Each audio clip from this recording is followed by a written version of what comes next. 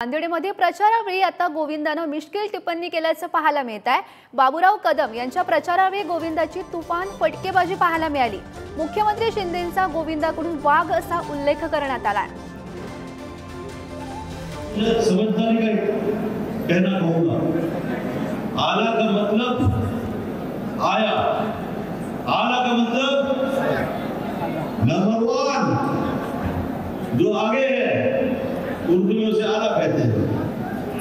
और आला के जगह अगर आपने एक और साथ में शब्द जोड़ दिया तो उसके ऊपर वाले की उनकी जो मेहरबानी होती है वो ईश्वर से जुड़ने वाला हो जाता है।